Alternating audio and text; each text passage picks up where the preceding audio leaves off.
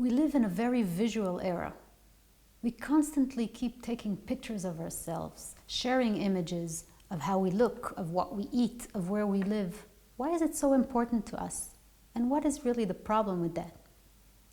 Parashat Shelach Lecha deals with this problem and offers a solution to it. At the beginning, it tells us the story of the spies, the meraglim, and at the end, we hear about the mitzvah of tzitzit. It seems that there is no connections between these two parts of the parasha.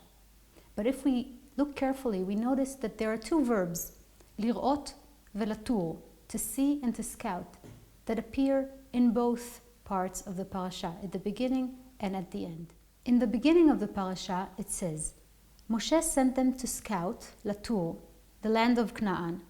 He said to them, go up there into the Negev and on into the hill country and see, ureitem, what kind of country it is.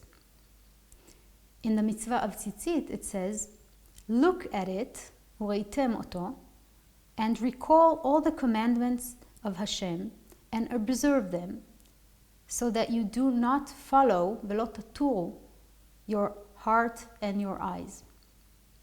What is the meaning of these two verbs, latur velir'ot? What is the connection between the spies and the mitzvah of tzitzit? The spies are required to travel the country and see it, collect information, and return to report. They do so, and the first thing they do when they return is show the fruit they picked. I guess if they were living in our times, they would show pictures. Soon afterwards, they try to describe what they saw. And it is interesting that the word to see appears when they describe the frightening things, such as the giant people they saw. We saw the Nephilim, giants, there, and we looked like grasshoppers to ourselves, and so we must have looked to them. The spies were mostly impressed by the gigantic, frightening people they saw. That's what they decided to emphasize.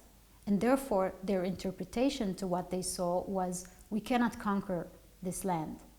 This is the sin of the spies, the meraglim. The story of the spies, therefore, highlights the power of sight. The mitzvah of tzitzit, which appears at the end of the parasha, seems to offer a tikkun, a remedy to the sin of the meraglim. It offers a different kind of looking. When we look at the tzitzit, at the fringes, at the edge, at the corners of our garment, we are suggested to look inside instead of outside. We should remember, not be impressed by what we see. The lesson we learn from the spies is the lesson of the tzitzit. We must be careful of what we see and the way we interpret it. The heart's tendency is to emphasize fears, to inflate anxiety.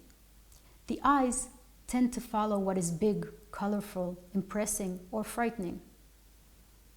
But the tzitzit reminds us the appearance could be misleading. We should look, but we must also remember.